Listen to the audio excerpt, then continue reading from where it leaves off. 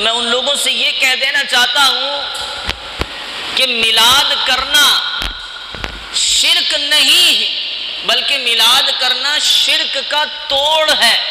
اگر کوئی یہ چاہتا ہے کہ وہ شرک سے بچ جائے تو اسے چاہیے میلاد مصطفیٰ کرے۔ سادہ سی بات ہے، بہت سادہ سی بات ہے، بچوں کے سمجھ میں آنے والی بات ہے کہ اللہ نے فرمایا قل هو اللہ احد اللہ الصمد لم یلد ولم یولد۔ نہ میں کسی کا باپ ہوں، نہ میں کسی کا بیٹا ہوں، یعنی کہ نہ میں پیدا کیا گیا ہوں، نہ مجھے کوئی پیدا کرنے والا ہے، نہ میں نے کسی کو بشریت کے انداز میں پیدا کیا ہے۔ میں تو کن کہتا ہوں اور ہو جاتا ہے۔ تو میلاد مصطفیٰ صلی اللہ تعالی علیہ وسلم ہمیں یہ سکھاتی ہے کہ رسول اللہ صلی اللہ علیہ وسلم کائنات میں تشریف آور ہوئے، یعنی دنیا میں پیدا ہوئے، اور اللہ رب العزت تو پیدا ہونے سے پاک ہے۔ اللہ رب العزت پیدا ہونے سے پاک ہے۔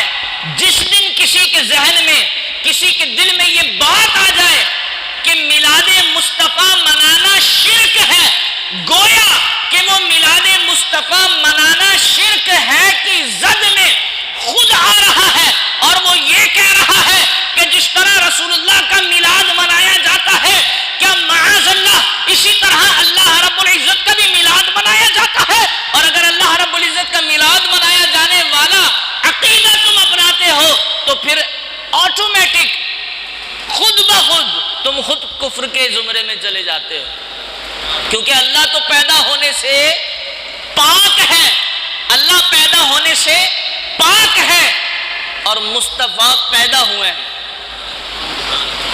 اللہ پیدا ہونے سے پاک ہے۔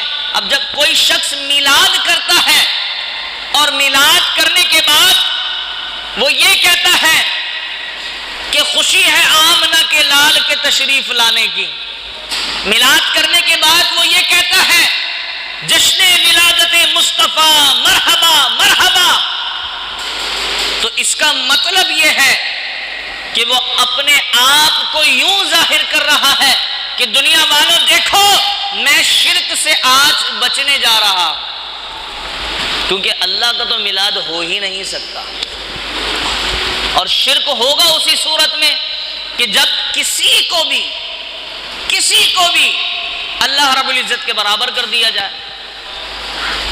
شرک ہوگا اسی صورت میں کسی بھی انسان کو اللہ رب العزت کے مد مقابل لا کر کھڑا کر دیا جائے۔ اب یہاں تو اللہ پیدا ہونے سے پاک ہے اور مصطفیٰ پیدا ہوئے ہیں، تو ممکن ہی نہیں، بالکل بچوں والی بات ہے کہ تم میلاد مصطفیٰ مناتے ہو، شرک کرتے ہو۔ خدا کے بندوں عقل کے ناخن لو۔ اور پھر ہمارے کچھ ایسے لوگ بھی ہیں جو ایسے وسوسوں میں آ کر میلاد منانا چھوڑ دیتے ہیں۔ ایسے کم عقل لوگ بھی ہیں، ہمارے یہاں بھی ہیں، جو اس طرح کے وسوسوں میں آ کر میلاد منانا چھوڑ دیتے ہیں۔ تو میں تو ان لوگوں سے بھی کہوں گا کہ تم جو شرک کے فتوے لگاتے ہو، تم شرک سے بچو، خود بھی میلاد مصطفیٰ منایا کرو۔ یہ میلاد مصطفیٰ منانا شرک کا توڑ ہے، شرک سے حفاظت کرتا ہے، کیونکہ حضور علیہ السلام آپ شرک کی دعوت دینے نہیں بلکہ آپ شرک سے لوگوں کو محفوظ کرنے آئے تھے۔ تو پیارے آقا جب دنیا میں تشریف لے آئے، آپ کا دنیا میں آنا اور لوگوں کا اس خوشی کا منانا، یہ شرک شکن ہے، شرک کا توڑ ہے۔ پھر کہتے جناب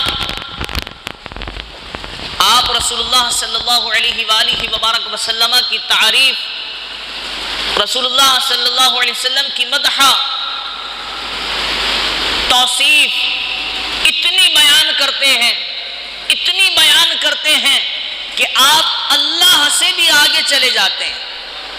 آپ لوگوں نے سنے ہوں گے یہ وسوسے، اللہ سے بھی آگے، یار اللہ سے بھی بڑھا دیتے ہو تم تو رسول اللہ کو، کہتے ہیں نا لوگ یار اتنی تو تعریف نہ کرو کہ اللہ سے بھی بڑھا دو رسول اللہ صلی اللہ علیہ وسلم کو۔ تو میں ان سے ایک سوال کرنا یہ چاہتا ہوں اور آپ اس کو یاد رکھیے گا، کہ اللہ رب العزت، اللہ تبارک و تعالی جو مالک لم یزل ہے، کیا اللہ رب العزت کی تعریف کی، توصیف کی کوئی حد ہے؟ بتائیے، اللہ کی تعریف کی کوئی حد ہے؟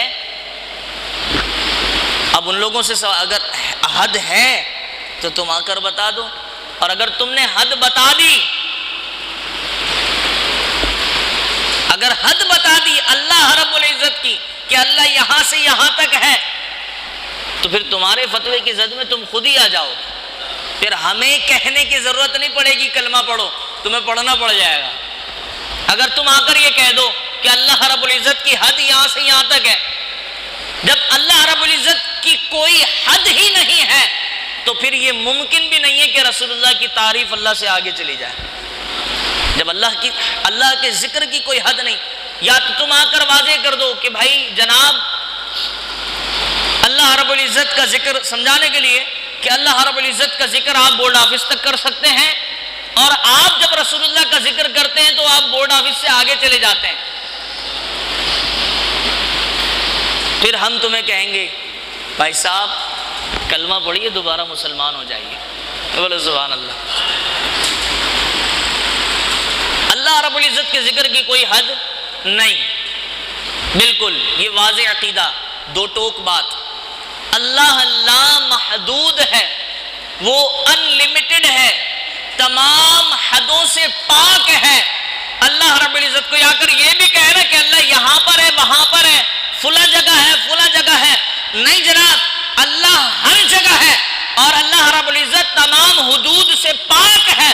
اللہ کی کوئی حد نہیں ہے، اور اللہ رب العزت کی کوئی حد نہیں ہے، اور آقا دو جہاں صلی اللہ تعالی علیہ وآلہ وبارک وسلم کی ذات مقدسہ اور اللہ رب العزت کی ذات بابرکت، بس فرق یہ ہے کہ اللہ اللہ ہے اور مصطفیٰ مصطفیٰ ہے۔ اللہ رب ہے اور مصطفیٰ اس رب کے بندے ہیں۔ جب ہم نے رب الگ کر دیا، بندہ الگ کر دیا، جب رب رب ہو گیا، بندہ بندہ ہو گیا، تو کیسے ممکن ہے کہ اب بندے کے ذکر کرنے پر شرک ہو جائے؟ ہاں، اگر ہم یہ کہہ دیں یا رسول اللہ ہمارے تو خدا آپ ہی ہیں، معاذ اللہ، یا رسول اللہ ہم تو بس آپ کو سجدہ کریں گے، یا رسول اللہ ہم تو بس آپ کی عبادت کریں گے، تو پھر شرک کے زمرے میں بات جائے گی، کیونکہ عبادت صرف اللہ رب العزت کی، عبادت صرف اللہ رب العزت کی، اور شرک سے حفاظت کے لیے آقا دو جہاں صلی اللہ علیہ وسلم دنیا میں تشریف لائے، اور آپ نے یہ واضح کر دیا کہ لوگوں سن لو، میری صرف تعریف کی جائے گی اور عبادت صرف رب کی جائے گی۔ جبھی تو حضرت حسان بن ثابت رضی اللہ تعالیٰ عنہ سے پیارے آقا نے فرمایا حسان منبر پر تشریف فرمائیے۔ حسان بن ثابت رضی اللہ تعالیٰ عنہ جب منبر رسول پر تشریف فرما ہوئے تو میرے کریم آقا علیہ السلام نے حکم دیا نعت رسول مقبول کا کہ حسان میری تعریف کیجئے۔ اب آپ حضرت حسان پر فتویٰ لگائیے گا، میں جو عرض کرنے جا رہا ہوں حضرت حسان پر فتویٰ لگائیے گا، شرک کر دیا۔ حضرت حسان بن ثابت رضی اللہ تعالیٰ عنہ عرض کرتے ہیں یا رسول اللہ وَأَحْسَنُ مِنْكَ لَمْ تَرَ قَطُّ عَيْنِي، یا رسول اللہ آپ جیسا ہنسی میری آنکھ نے، یا رسول اللہ آپ جیسا ہنسی میری آنکھ نے دیکھا ہی نہیں۔ حسان تم پوری دنیا گھوم کر آئے جو تم نے نہیں دیکھا، ہو سکتا ہے کہیں ہو؟ تو حضرت حسان نے توڑ پیش کیا اگلے مصرے میں، کیسے کیسے دیکھے گا حسان؟ وَأَجْمَلُ مِنْكَ لَمْ تَلِدِ النِّسَاء، ایسا جمیل، ایسا حسین، ایسا خوبصورت کسی ماں نے پیدا ہی نہیں کیا، تو حسان کی آنکھ کیسے دیکھے گی؟ كَأَنَّكَ خُلِقْتَ مُبَرَّأً مِنْ كُلِّ عَيْبٍ۔ حضرت حسان عرض کرتے ہیں یا رسول اللہ اللہ نے آپ کو ہر عیب سے پاک پیدا فرمایا، اللہ نے آپ کو ہر عیب سے پاک پیدا فرمایا۔ کأنکا، اب یہ آخری مصرع میں عرض کرنے جا رہا ہوں، اور وہ جو میلاد مصطفیٰ منانے والوں کو مشرک کا ڈائریکٹ فتویٰ لگا دیتے ہیں، جناب تم نے جو میلاد مصطفیٰ منایا ہے لہذا تم مشرک ہو گئے ہو، اب لگائیے گا فتویٰ حضرت حسان پر۔ آپ پر عرض کرتے ہیں یا رسول اللہ کأنک قد خلقت کما تشاء۔ اب اس کا ترجمہ میں عرض کروں، پہلے اس سے پہلے آپ سب مجھے بتائیے کہ کوئی بھی انسان ہو، کیا وہ اپنی مرضی سے جیسا چاہے ویسا اپنی صورت اختیار کر سکتا ہے؟ کیا انسان یہ چاہے کہ میں دنیا میں جانے کے بعد مرد بنوں گا تو ایسا ممکن ہے؟ ایسا ممکن ہے؟ انسان یہ چاہے کہ میں دنیا میں جانے کے بعد عورت بن جاؤں گی، ایسا ممکن ہے؟ نہیں ہے۔ اور اگر کوئی شخص یہ عقیدہ رکھے کہ بھئی میں تو اپنی مرضی سے پیدا ہوا ہوں، اس کو گمراہ کہیں گے، اور بعض صورتوں میں اس کی بات کفر تک چلی جائے گی۔ لیکن حضرت حسان بن ثابت رضی اللہ تعالی عنہ عرض کرتے ہیں یا رسول اللہ کأنک قد خلقت، گویا کہ آپ کی تخلیق ایسے کی گئی، گویا کہ آپ کی تخلیق ایسی کی گئی، کما تشاء، جیسا آپ بننا چاہتے تھے۔ یہ حضرت حسان، اب لگائیے گا فتویٰ جناب حضرت حسان رضی اللہ تعالیٰ عنہ پر، آپ نے تو ساری حدیں پار کر دی۔